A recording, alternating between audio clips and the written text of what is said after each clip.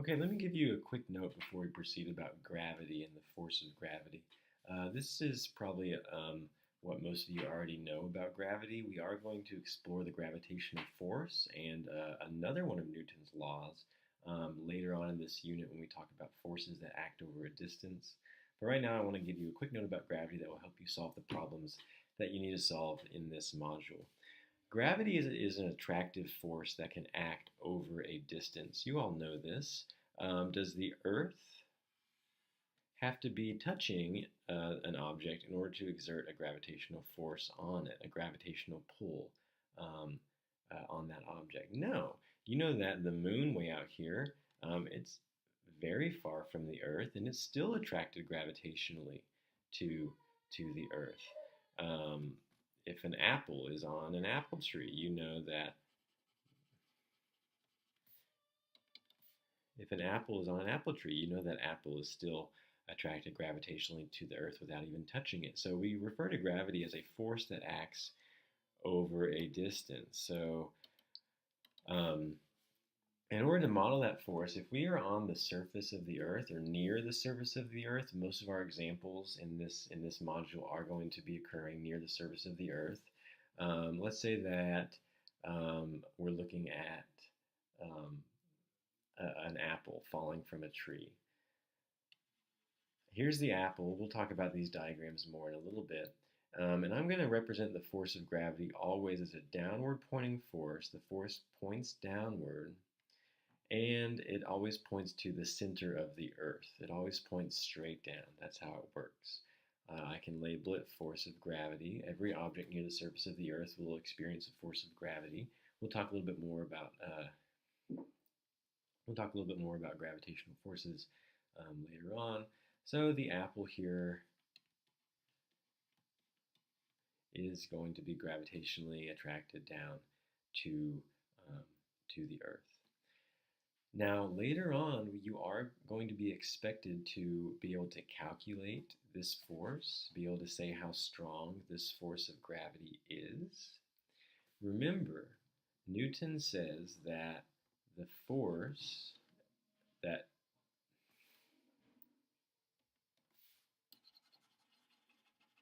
how strong that force of gravity is. So let me give you an equation for that you will need.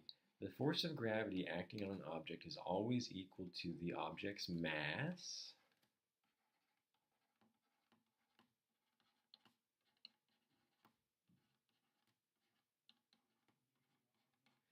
times a number that we refer to as little g. Little g is what we call the acceleration due to gravity. That number is going to be different depending on what planet you are on. For the Earth, the acceleration due to gravity is always a constant 9.8 meters per second squared. It is always 9.8 meters per second squared, and I would recommend that you memorize that number because it will not be given to you. Little g is the acceleration due to gravity. Now here's a mistake that so many people make. Now here's a mistake that I've seen so many people make over the years. Let's say that on a quiz or something you were asked, what is the force of gravity acting on this object? So many people are always tempted to say, oh, the force of gravity acting on that object is 9.8.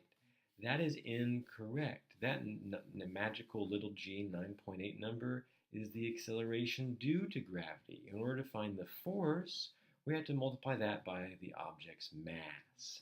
So let's say that I tell you that this apple has a mass of 0.2 kilograms. We always have to be in the unit of kilograms here. So always make sure that you've converted your mass to kilograms. Then the force of gravity for that object is not just 9.8, but rather the force of gravity is going to equal the mass of the object, 0.2 kilograms, times 9.8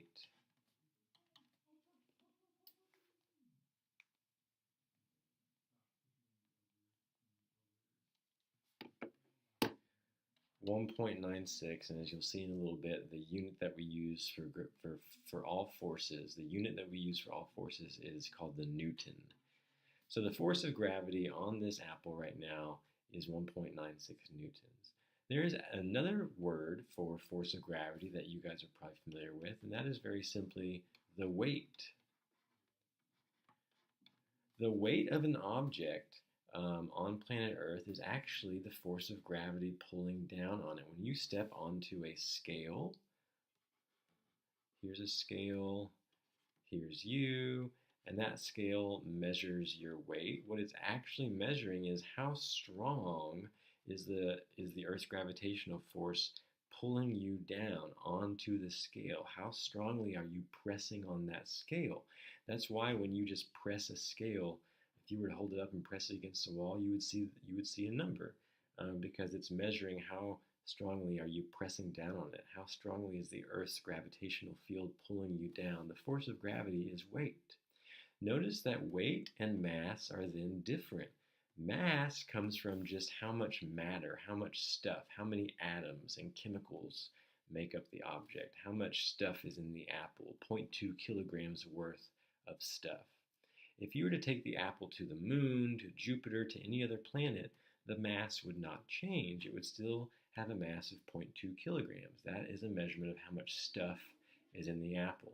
What would change, though, is the weight. Do you think the apple would weigh more or less on the moon? The apple would weigh less. On the moon's value for this little g number is less than 9.8.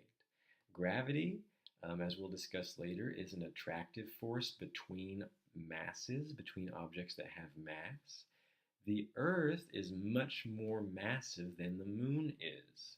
So the Earth causes a larger acceleration due to gravity. The Earth's little g number is much larger than it would be on the moon. The moon is much smaller. It has a much less mass compared to the Earth. So m, the mass of the object, that's not going to change. But if you go to the moon, this little g is going to be a smaller number. You're going to have a smaller weight. You would seem to weigh more on the, you would seem to weigh less on the moon. The apple will seem to weigh less on the moon. What if you went to Jupiter? What if you took the apple to Jupiter? Jupiter is the largest and I believe the most massive planet in the solar system. This little g number, the force of gravity, the acceleration due to gravity, it depends on the size, the mass of the planet. Jupiter is the most massive planet, so little g for Jupiter is a very large number. So the mass of the apple will still be the same. How much stuff is in that apple is not going to change, 0.2 kilograms worth of apple-y chemicals. But the weight will be much, much, much, much, much greater because the force of gravity is pulling on that apple more strongly. The apple is more attracted to the very massive planet of Jupiter. Jupiter has a larger value for that little g. And we will actually be able to calculate those later when we talk more about gravity. But this was a quick note about gravity. It always points down. It's an attractive force between massive objects. And in order to calculate it, you take the mass of the object and multiply it by this magical little number, 9.8. 9.8 is not the force of gravity. It is the acceleration due to the force of gravity. Near the surface of the Earth, that value of little g is 9.8 meters per second squared.